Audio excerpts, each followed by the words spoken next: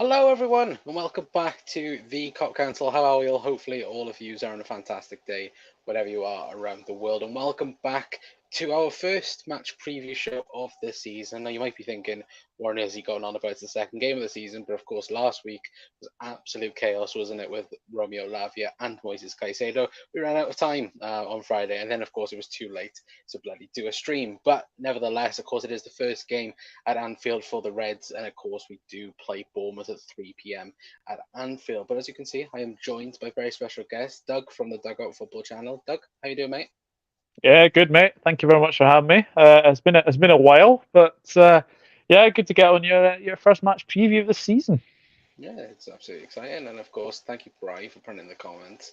Uh, um, yeah, big tick, little tick. Yeah, I'm not even going to comment more on that. I think that's fair enough. We're going to move on nice from that as well. And Wiggs saying that we're live. Thank you very much for popping in, Wiggs. And yeah, thank you for everyone as well who did pop in earlier on for the, of course, the Undo stream, of course. Obviously, we will discuss him in a brief moment, and of course, we will discuss plenty more to do with Liverpool Football Club. But to kick off the show straight away, Doug, let's get into Bournemouth then. Of course, last time out, drawing 1-1 against West Ham. It's been a bit of a change for Bournemouth, of course, from last season in terms of managerial opposition. But what are your thoughts of Bournemouth coming into this? Of course, last time out, 9-0 at Anfield. But do you think that it'll be, as we would probably hope, probably much of the same to come, or do you think this is a different Bournemouth side that Liverpool face? I think it's a different Bournemouth side, mate. I've got to be honest. I think obviously the new manager as well, Iriola, coming in from like Rayo Vallecano. Um, he's a good manager. He's a good attack-minded manager. I think Bournemouth have been kind of needing an attack-minded manager. I know Gary O'Neill did a very, very good job, but I think the mood around Bournemouth fans, I think, was to basically say that I think Gary O'Neill was a bit of a stopgap. And I think a lot of people actually said, and I had Matt from Up the Cherries and All Departments on my channel the other day, and he was saying that he actually thought that Gary O'Neill would be away in the summer. He thought that Jeff Foley would make a decision, made a decision, and then obviously Areola, I think, was Gary O'Neill had left, and then about an hour later, Areola was appointed. But from what I saw against West Ham, they looked very, very attacking, and I think as well, people attacking Liverpool sides. Yes, I know we're very, very bad at the back, but if you actually think about it, people attacking us, this game could fall into our hands really, really easily. Yeah, I think the number one thing is, like you said, I think it is a massively different Bournemouth side that we're going to be facing. I think looking at a few statistics earlier on, of course, this manager does like to press quite highly, which could Yeah. work in Liverpool's favour. It might not in some different aspects of things, especially if Andy Robertson's playing left wing, as he normally does anyway in the game. But just looking at it, of course, and again, I think obviously Gary O'Neill did a fantastic job last season. I think everyone had them to go down again, and I think the best thing for him obviously would be to get the best out their strikers. Now last season, I think again their top scorer, I don't think it was very high last season. Of course, the goals were spread out quite much about around the squad. But do you think that with the new manager and the new style, do you think we've got Dominic Solanke in the thumbnail? Do you think somebody like him could thrive, or do you think there's any Bournemouth players in particular to look out for, or do you think that again we all know the usual suspects for Bournemouth? Yeah, I mean, obviously Philip Billing, I think, was their top scorer last season. Apparently, his name is now Philip. If you believe the rumours, apparently he's just got Philip on his back now, so it's not Billing. So obviously, I have to call him Philip. Kirkic, the Alkmaar left back, who's come in for a very, very good fee. He's very, very good. He's very good attacking. And very, very good defensively as well. Very good from set pieces as well. So he could be a bit of a danger. Justin Kluivert is a magnificent signing for them. I was amazed when they managed to, get him from obviously Roma. But I kind of agree with you. I think this season, especially, I think they're going to probably be sharing the goals out. I'm not so sure Solanke is sort of a striker that can get them sort of 10, 15 goals a season, or even 15, 20. So I think you'll probably see a lot more of the goals sort of being shared out. But look, Bournemouth still a very, very good side, and I think as well they did really, really well to stay up last season, and that was obviously down to Gary O'Neill. But I think if you listen to what Jeff Foley's been obviously saying, I think throughout the summer, he's actually focusing more on like the basically on the way up rather than on the way down. So a lot of people have actually had Bournemouth to be relegated this season. I'm not so sure. I'm not so sure if they can keep the bulk of their squad that they've managed to do. I think Tyler Adams is another one potentially coming in as well. I think Bournemouth could have a good season.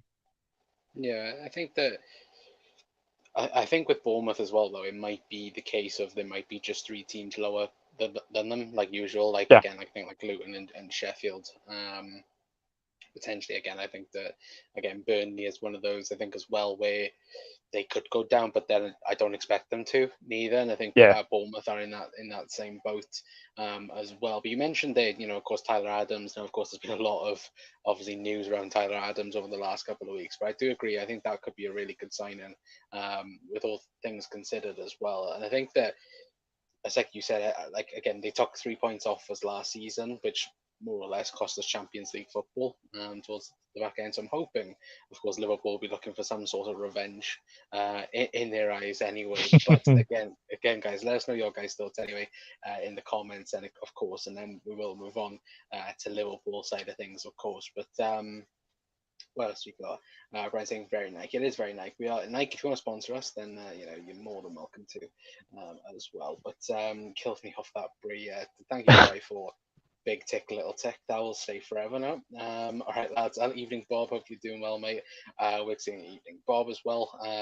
You good, Wigs? Let's hope for a nice win tomorrow for the boys in red. Yeah, obviously first game of the season at Anfield. We're hoping that Liverpool get all 3 points. I'm confident Liverpool can get all 3 points as well. Moretti, a man of taste, I see, Doug, as well. Yep, absolutely. I've been on I was on an IPA earlier. They're called Pineapple Express. It was quite nice. So yeah, the wife's out. So yeah, I think I just said to myself, "Oh, just treat yourself and have a couple of drinks." So yeah.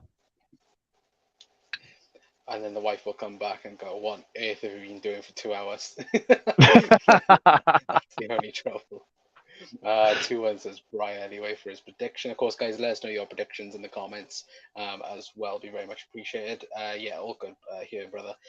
Fingers crossed we can dominate the game. Yeah, fingers crossed. That is the main one. For me, though, again, it's all about getting the 3 points. Again, we can have a tidy performance, and I'm hoping for that as well. But again, for me, just get the 3 points on the board, and hopefully there'll be some good things to take away from it as well. But as a lad ain't playing, he was the problem at their ground.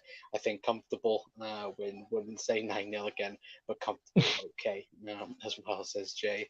I hope to see you, Jay, as well. I don't think Endo will play, but will be good to see him in the stadium tomorrow anyway. So as far as we know in terms of Endo, he's got international clearance, but it's undetermined yet whether or not if it was done in time. So we're just waiting to hear. We'll probably find out tomorrow afternoon potentially as well. But speaking of Liverpool's new lad, Doug, of course, obviously, Wataru Endo. For me, I think it's an absolute brilliant signing from Liverpool. We all talked about James Milner being and Jordan Henderson being a massive gap in this Liverpool squad. But what do you make of Liverpool signing the Stuttgart captain? Yeah, I think it's a great signing. The name rang a bell when I saw like the links already, like from obviously like Ornstein and obviously Fabrizio Romano. I thought, yeah, that's a name that rings a bell. Japanese captain at the World Cup, and he likes an assist or two. I was actually reading on his stats earlier, and I think it was like 133 appearances, 15 goals and 12 assists, which is not bad for a central defensive midfielder. I I'm delighted, mate. Especially with the price tag. I think it's like 19 million euros, which I think comes around to about 16.2 million. I think James Pearce said that earlier. Um, but yeah, I mean, central defensive midfielder. He looks very very good player as well, and I think as well you just you need that little bit of experience in the squad. And look, I know a lot of people are a bit underwhelmed with this signing. I can fully understand it. But then again, we signed James Monaghan when he was 29, and we signed Gary McAllister when he was 35.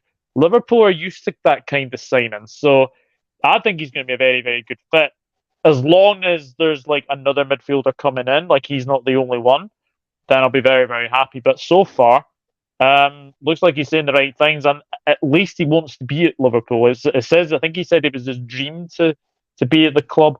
So saying all the right things. Hopefully, he does it on the pitch. But yeah, so far, really, really happy that he's signed for us. Yeah, absolutely. I think if he is available, would you see him starting tomorrow, or do you think that he'll be coming off the bench for Liverpool? Because I see him coming off the bench. I see. I was sort of thinking along the lines. Apparently, he's had a full pre-season, so he would potentially be sort of ready to go straight in. But I kind of agree with. I think if he is available, I think he will be on the bench. But if not, then he'll definitely be saved for obviously a very tricky game against Newcastle next Sunday. Yeah, absolutely, 100%. And then, guys, let us know your guys' thoughts as well on. I was going to say Hendo then. Endo, sorry. Of course, I always want to keep on going and say Hendo, unfortunately. But yeah, fingers crossed I'll be able to get Endo in enough anyway. But yeah, I think for me, he'll definitely be on the bench tomorrow. I'd love to see him start. I'd love to see Alexis McAllister and Dominic Szoboszlai pushed up a bit more. But yeah, I'd agree. I think spoilers for starting 11. I do think he will be on the bench tomorrow. Anyway, again, apologies, chat, if I am a bit blurry. I've just seen on the screen now. I look like a 3D robot. To be fair, so apologies for that. I don't know what's making it go blurry because on the camera I look fine. When I look on the screen, it looks awful. So I do apologise. Was surprised he was given a 4-year contract. So the people calling him Arthur 2.0, he's clearly part of Klopp's long-term plans. Got to back the boy as well. Yeah, absolutely. I think Jurgen spoke about it, didn't he, today? About again how he's been impressed with him since he signed with Stuttgart, and since he was, again, keeping a close tab on him as well. And again, I called him a late bloomer in that regard. For me, I think if it helps Liverpool win games, if it controls games, if it irons out the problems that we do currently have, I'm more than happy about it. And I think I said earlier on, I think obviously if it is the final signing in the midfield, I would personally be disappointed in it, but I'm confident that Liverpool have some sort of answer again for that DM position potentially. But Doug, is there anyone in particular, in your opinion, that you would like to see coming in as the DM for Liverpool as a main starter? I think I think the obvious one would obviously be Cheat Takuri. I think there's genuine interest there. I think if they can get a deal done for him, I think he's probably the one to potentially come in. I mean, I've seen sort of like other sort of reports about Gravenberch that seems to be hotting up again, but again, he's not really a central defensive midfielder like Cheat Takuri is. Um, but I think if we're being honest with ourselves, I think gut feeling for me, I think the Curry would be the last one to potentially come in.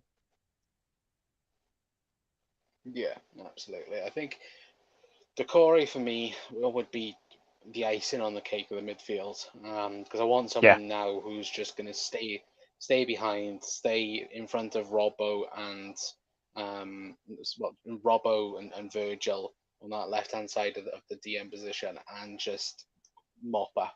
Now that's what I want yeah. personally. I know other people want a centre back as well. I absolutely agree with people with that as well.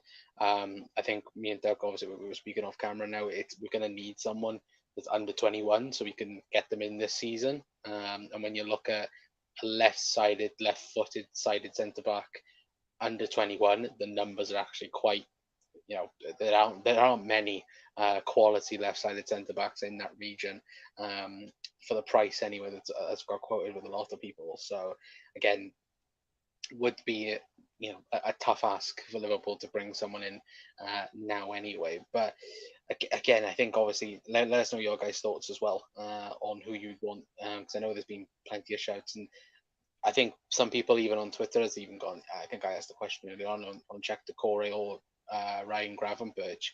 I think for me, I would rather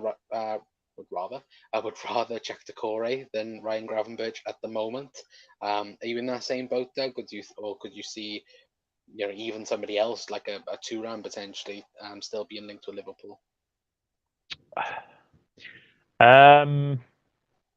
I think if it was me, I'd probably say it'd probably Cheat the Curry. I like that, Wigs. I like that. Yeah, look, I think he's going to be pricey anyway. I think it's safe to say that. But Gravenberch, I think, could be one that potentially would go to the end of the window. I think if we have money left over from obviously, hopefully getting the Curry, then obviously go for a Gravenberch or go for that sort of left-sided centre back. But I think obviously a lot of people on your poll said Shade Curry. I would be totally fine with that. Definitely. He won Palace's Player of the Year last season as well. He did very well in RC Lons as well. I think didn't he have better stats than Tuchemeni when he went to Madrid? I'm pretty sure. I'm pretty sure I read somewhere along those lines. But yeah, for me, Shade Curry all day long over Gravenberch. Yeah, Wix, I will ban you as well. Don't worry. No, I'm kidding, of course. But yeah, no, he did have better stats than Tuchemeni, which makes you think if the comparison was so close to Tuchemeni, why didn't Liverpool go after him 12 months earlier? But again, that's the mess the recruitment team were in 12 months ago as well. But Jamie says, I think the price is basically being compared to Lavia. That's why they're starting higher. Reckon 60 million would do it. Just maybe add-ons as well. Yeah, I think that Liverpool could get him for 60 million, but I wouldn't be surprised if we went to Palace tomorrow, for example, and went, right, we want to buy him for 60, and they go, right, I want 80, because they know Liverpool have money to spend. Again, Liverpool we played our hands out a little bit when we went for Moises Caicedo and we bid, and we had that bid accepted for £110 million. And I think what was interesting today, Doug, was again Jurgen Klopp's comments about money in terms of Yeah. transfers. I think he turned around and said that again, if it's the correct player, if it's everything that we want it to be, again, money isn't an issue. And I think I think that's the right approach to go by, because again, Liverpool do need a DM. Like again, don't get me wrong, Endo will do fine and he will do a brilliant job, I believe. But in terms of being a starting DM, I don't think he's that. I think again he's a rotation option, which will allow whoever we bring in and Stefan Bajcetic to rotate with. But I still do think Liverpool need a number one DM, and I think Decore would be that if he was to be brought in as well. But I'm big enough to admit it. I don't know who his best DM is. That's the scouts and recruitment team's job. I think. Would you agree Decore is the best option out there, Doug, or do you think there is somebody else out there at the minute in terms of DM? I mean, the only other one I can think of is Florentino Luis at Benfica. But I think he's got a ridiculous buyout clause. It's 103 million. Yeah, I mean, if you want to spend that, then obviously fair play. Obviously, Klopp saying like money's not an issue, as well. But yeah, I think apart from Decore, I think Florentino Luis would probably be the one to potentially go for. But I would be very, very doubtful in us going for him. But we'll wait and see. Yeah, to be fair, Wiggs, if he was £60 plus £10 in add-ons, I'd absolutely take him for an absolute steal. To be fair, 70 quid. I know you mean million, to be fair, but yeah, I just thought I'd say that. But yeah, if he was 70 quid, I'd absolutely take him for that price anyway. To be fair, that's the FPL list, that is. But big up Jordan as well. Hope you're doing well, mate. Rick said millions, even though £70 would be a steal. An absolute bargain, wouldn't it? I'd like Fofana from Monaco. I think a lot of people would, Bob. Speaking to Jack earlier, and again, I think last night him and Kev were very enraged with the news that Forest might be getting him for 35 million. But yeah, again, like as far as we know, I think with Fofana, Forest haven't agreed a deal yet. They've put a proposal towards Monaco, and it hasn't got accepted yet. So again, yeah, I think if Liverpool wanted to get him, I think again it would be deal would be agreed with Forest, and then Liverpool would come in and go, "Oh, look, we can pay the 40 million like we did with Luis Diaz as well." Anyway, but I'm not even worth 70. To be fair, I'm worth 50p. I'm not gonna lie. On a football field, but it's 70 quid and a set of training gear. Plus, get your own picture on a t-shirt. Check, and of course we can make that possible for you anyway. But yeah, let me quickly. So speaking of transfers as well, of course, obviously I got a few slides up from what Jurgen said in his press conference. Of course, like we mentioned, obviously Klopp on more transfers, saying we will keep looking. We will try to make the best decisions for the club. And David Lynch as well also came out with a report earlier on saying Liverpool would like to bring in another central midfielder if they could. They're scouting in the market, and Czech Decore is the name that keep on coming up. So clearly, they're going to have a look, and they're trying to get some business done. Ideally, Liverpool are still pushing for that as well. So again, encouraging news from David Lynch earlier on. But more into the game then, Doug. Before I show my starting line prediction, what is your starting line prediction coming into the Bournemouth game for the Reds? With actually, to be fair, sorry, before I do say it anyway, I did miss the injury news. Of course, Curtis Jones is out for the game. James Pierce has confirmed he did suffer a twisted ankle in training.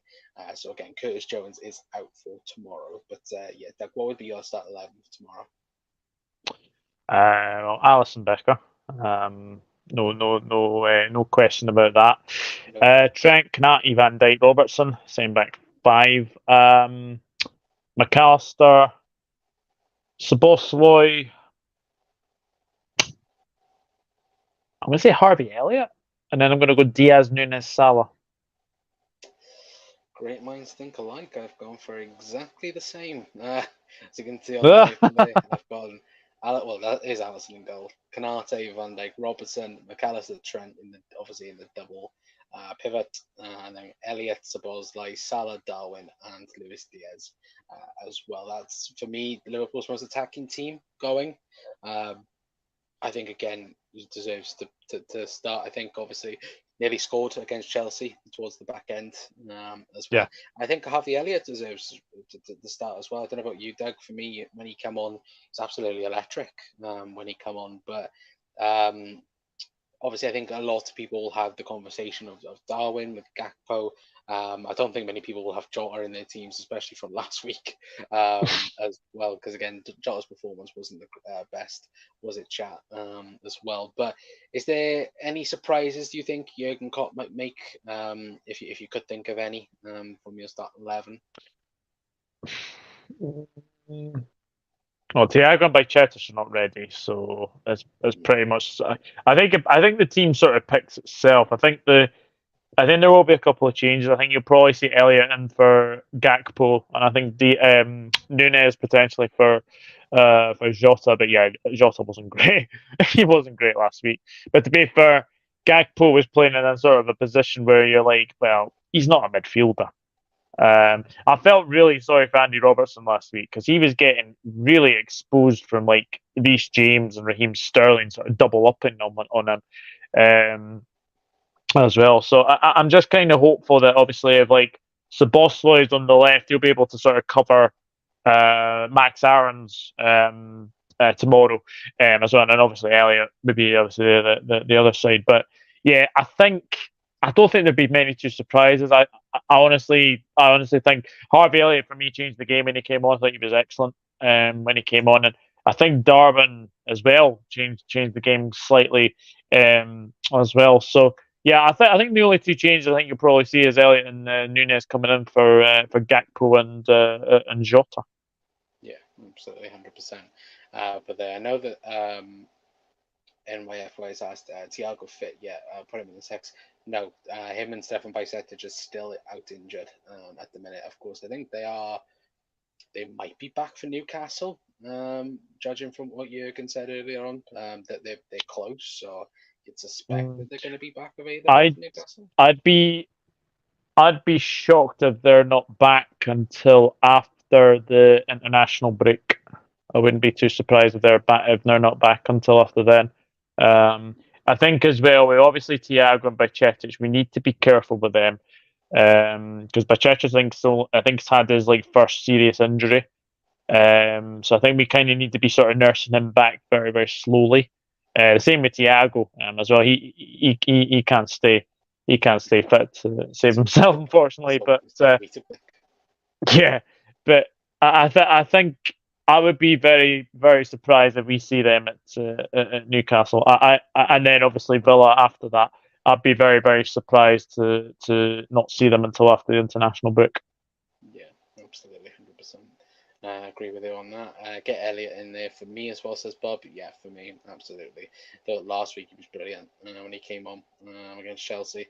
Had a really underrated pre-season. Yeah, that is true. Yep. He looked sharp. Yep, he absolutely did.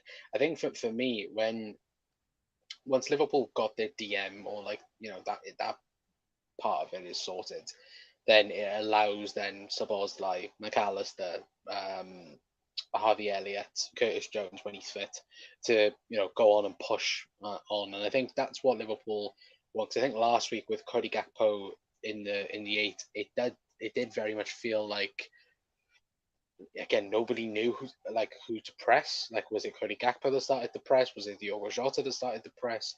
Again, when I think Darwin's on, or maybe when Gakpo is up front, again it will be whoever starts as the nine will start the press. And again, that's what I'm hoping for this time round. I think again last week it was a bit dysfunctional, I think is the correct word to use. For both Disjointed. of them.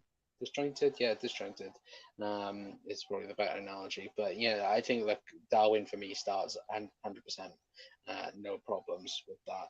Elliot is a red through and through, and gives it all. Nunes deserves his chance. It's hard to leave Gakpo out, but that's a decent front three to start with as well. Yeah, yeah, and again, I think that against Bournemouth, it may again, we all expect them to potentially, maybe sit back a bit deeper than what they usually would. But again, like we mentioned earlier on, again, they are a very pressing team under this new manager. So again, if McAllister can get a ball through to Darwin, or if Darwin can get a running behind, and obviously we saw Mo last week with the capabilities of performing an excellent pass. Obviously to Luis Diaz, for me, absolutely. Like I think Darwin deserves to have a shot starting anyway. Brent's got Ali, Trent, Virgil, Canati, Robbo, Gakpo, McAllister, Szoboszlai, Diaz, Darwin, and Salah. So apart from Harvey Elliott, we start Cody Gakpo in the midfield. Honestly, don't care who plays front three. They're all sick as well. I would agree with that as well. Darwin cost £65 million and have been here for a year. If he can't start at home to Bournemouth, the rating is on the wall, says Bright. I'd still disagree with that. I think Darwin is again, Darwin needs an opportunity, man. Maybe Klopp might not do it, but who knows? But I got a great Japanese dad joke, but it won't sound right typing it out. I'd rather you not mention it, Wiggs. Whatever you're gonna say, just don't say it. What form as well? Yeah. The false nine doesn't work anymore. It's 4 years out of date, says Gary. I don't think it's 4 years. I think it's probably like a year. I think out of date. Unrelated, but any idea when the group stage draw is done? Think Yes, it is. It's the. I'm trying to think. 25th. I want to say the 25th of August. Yeah, I think it's around there. I know it's a Friday because obviously the Champions League is obviously the Thursday. Um, so the Europa League and then the Europa Conference League would be the Friday. I want to say 12 o'clock on the Friday, but I could be completely wrong about that. It might be the week after that, but I know that the playoff rounds I think are. Oh, actually, actually now thinking of it, it'll be the week after. It'll be the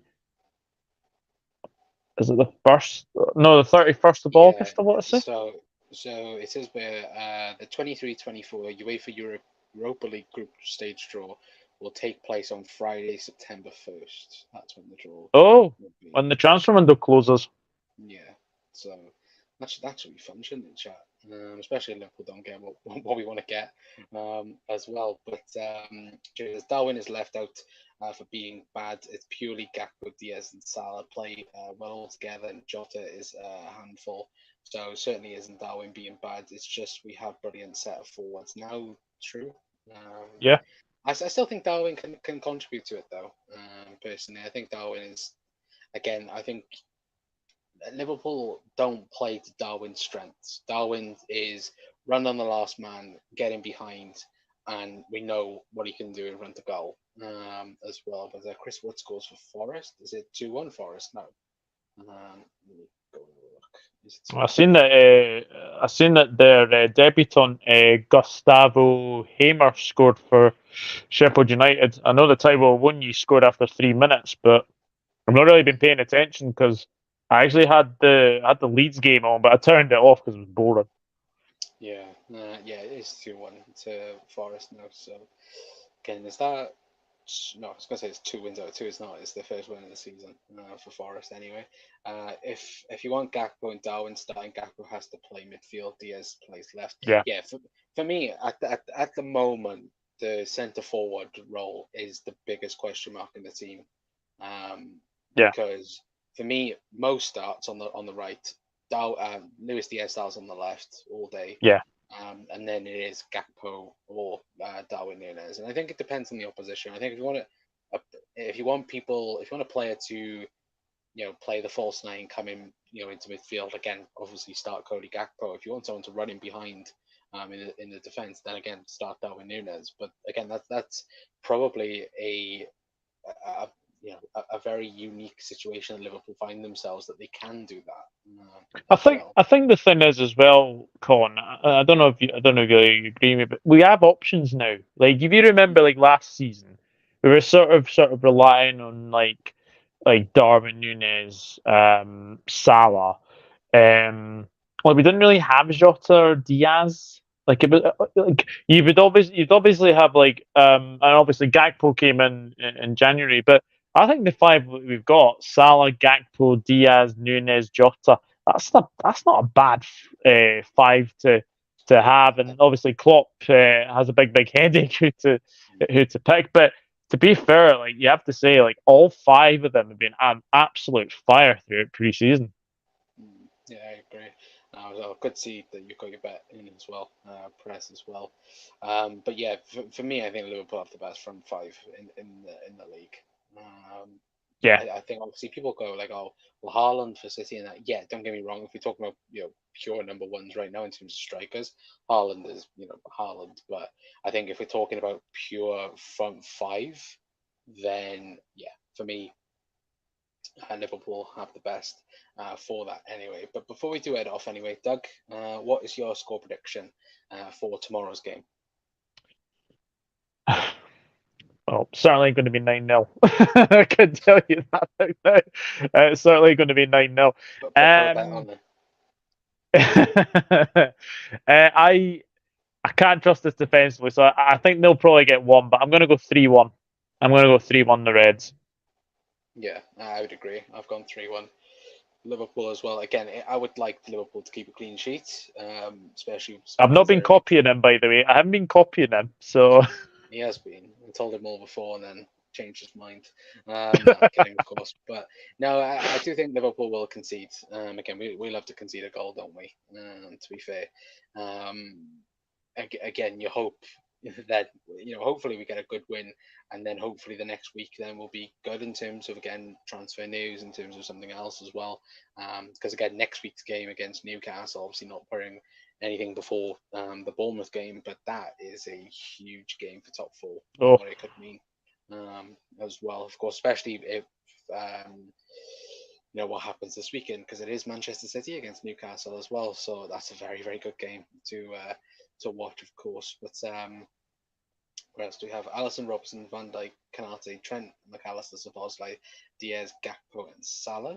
Is that 10 people? Or is it 11? 1, 2, 3, 4, 5, uh, 6, 7. no, it's It says 11. here there's 10. It's 11, yeah. Oh no, it's Elliot. Yeah, sorry.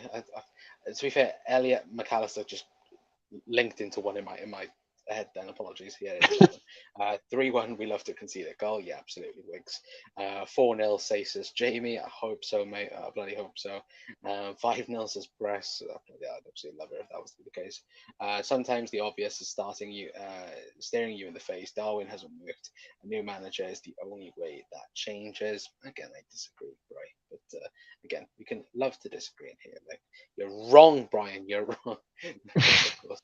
But yeah, no, I look, and that's the thing. Like, people will prefer Gakpo, some people prefer Darwin Núñez. I think that's the good signs of it as well. And like Doug said, we've got excellent front five that will score plenty of goals this season. Absolutely. I think Jota, Gakpo, Salah starts tomorrow. Lads, Jota. I think Jota, Gakpo, and I think that's Salah. Tomorrow, lads, Jota and Gakpo can break the lines as well. Yeah, potentially. Hmm. I think it'd be Luis Diaz though, on that left hand side for sure. I suppose like debut goal, it's happening. I hope so, mate. Again, always if you are a betting man, always put Sabozlai like to score from outside the box. One of these days he's going to absolutely whack one from outside the box. It's going to be wonderful as well.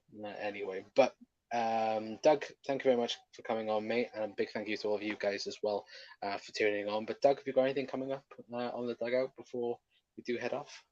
Eh, I, to be honest, everything's been sort of sporadically sort of spread out. I mean, I've been doing sort of more pre-recorded content recently. Um, just when I've obviously like had the time. There might be a match reaction tomorrow, but it'll probably be like pre-recorded. Because I'm kind of well, obviously the new arrival coming next month. I'm just having to sort of narrow down the live streams. But no, just just just obviously uh, I am doing sort of more. I do my match previews live, so I don't know if they will sort of continue when obviously baby's here. But match previews, match reactions, and yeah, Premier League predictions I seem to be doing sort of pre-recorded, but yeah, just very very sporadically spread out, mate. To be honest with you. Yeah, no, like, bloody hell, I can't talk months. If you could put Doug's link in the comments, we very much appreciate it, as always. Anyway, but yeah, go and head over to the Dugout Football channel. Anyway, and guys, hopefully, of course, we'll be here tomorrow speaking about Liverpool getting a win. Of course, now the post match will most likely be straight after the game, maybe, or it might be a bit later on. Again, I haven't decided yet on it, but again, we're going to try and maybe do it straight after the games this season anyway. But again, hopefully the Reds can get a bloody win. Fingers crossed, of course. But if you are new around here, hit that like button, guys. Hit that subscribe button as well, of course. And big thank you for the support on, of course, the match preview. Definitely on the Undo video as well earlier on, and just the general support over the last couple of weeks as well. We very much appreciated, as always. Anyway, but until next time, guys, that's going to be it from us. I've been Connor from the Cock Council. We'll see you all later on. Ta-ra.